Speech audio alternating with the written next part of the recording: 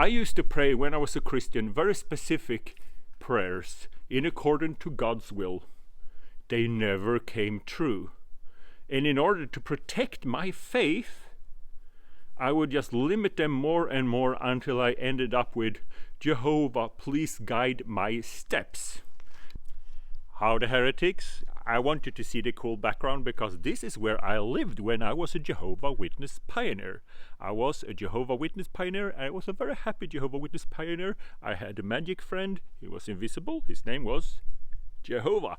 And we would talk a lot, and I would live in a Toyota Starlet. I would have a small box of canned food, I had some clean clothes and literature, and I was out in isolated territory. So this is where I live. We can turn around, you see. This is a nice place to park a car. And this is a nice section of the road that was abandoned when they built a new and better road. So this was the perfect place for me. And just film this, see? And then back to me.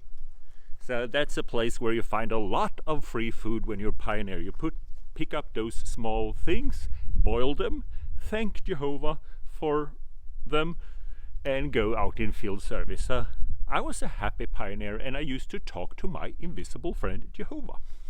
And maybe you did the same. If you're a Christian, you probably do. And you probably can relate to this because when you ask for something and it doesn't happen, you feel that your faith is getting a little bit weaker. So the next time you'll learn the habit of being less specific. So Jehovah Witnesses, I used to be a Jehovah Witness, and we believe that the only way to be happy, the only way to find happiness, the only way for anything is to be one of Jehovah Witnesses. And we would hear stories that people would be praying, unless you do something I will kill myself. And then there was a knock at the door, and there were Jehovah Witnesses. Mormons have the same stories. That someone's emotional, vulnerable, and there's a knock at the door, and there's the Mormons. But anyway, if you're a Jehovah Witness or a Christian, you would pray, and I would pray, Jehovah, help me find someone, blah, blah, blah, blah, blah. I go out with strong faith, it didn't happen.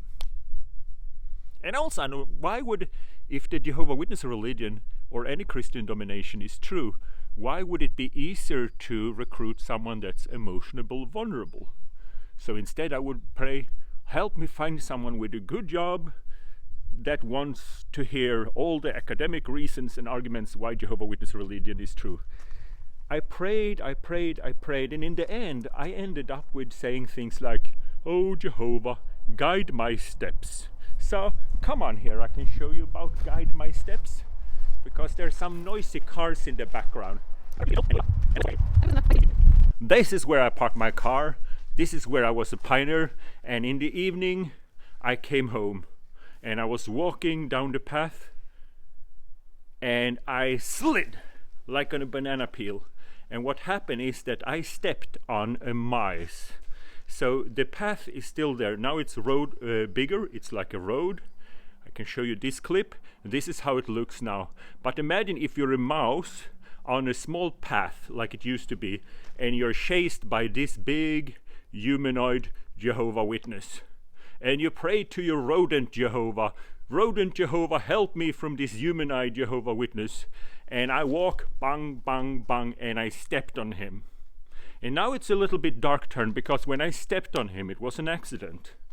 He cracked open like if you stepped on a banana, and I slid, and I had to mercy kill him.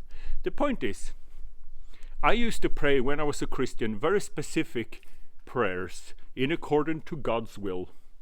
They never came true. And in order to protect my faith, I would just limit them more and more until I ended up with, Jehovah, please guide my steps. That is very general. However, it wasn't general for this little mouse. And I realized maybe prayer doesn't work. And I'll give you one example. You say that we'll pray according to your will.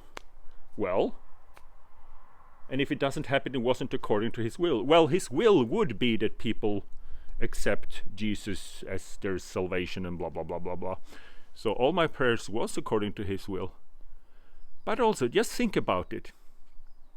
If someone called me and say, Jonas, can you drive me to Oslo? I will say, no, that is not according to my apostate plan. I have an apostate plan with my life, and driving you to Oslo is not in accordance to my plan. It's not according to my will, so I say no. That's fair. But imagine this, that I, for whatever reason, have to drive to Oslo. It's the middle of the night, I have to drive to Oslo. And I'm sitting there thinking, oh, it would be so nice to have someone to talk to.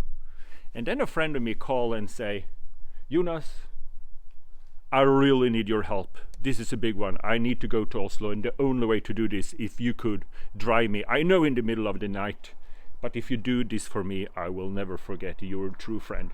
Well, I have two opportunities. One, I could tell him that, don't worry, this actually fits my plan perfect, because I was going to Oslo anyway, in the middle of the night.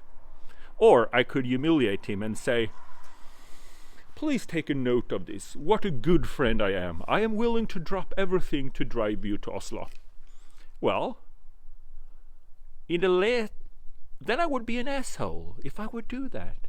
I would humiliate him, because if it was according to my plan and it doesn't cost me anything to pick him up, why would I want him to praise me, to remember this big thing I've done?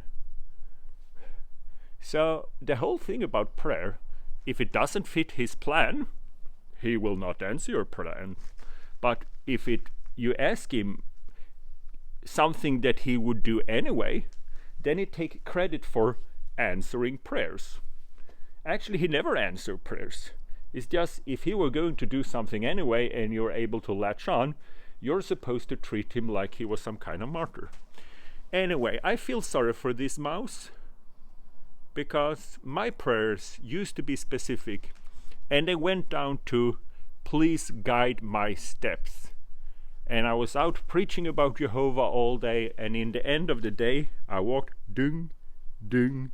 Literally, the last thing before I come home, I stepped on a mouse, he split open and died in agony.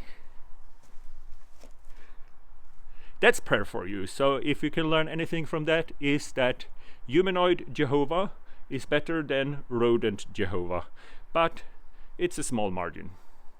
Hello everybody, this is Miss Goatlike, and my job is to make sure Jonas doesn't say anything stupid, and it's a full-time job, as you can imagine. And I just wanted to say that it was an accident with a mouse, and Jonas felt really bad afterwards. So I just wanted to add that. This is my protest t-shirt, and we're gonna have protest probably in London, Tampa, Philadelphia, Prague, Jönköping, Sweden. Hashtag all religions must. All religions must respect human rights. If you want to be religious, if you want to have an invisible friend, if you want to choose bondage, we have freedom to choose bondage. You should choose bondage if that's what you want. However, you cannot choose bondage for your children. Hashtag all religions must. All religions must respect human rights. Children can pick their own religion. Doesn't matter what religion the parents have. So that's why we're protesting. What do you think? Am I wrong? Is rodent Jehovah better than humanoid Jehovah? Let me know. And like and subscribe if you want to hear more hillbilly wisdom from Norway. See you in paradise.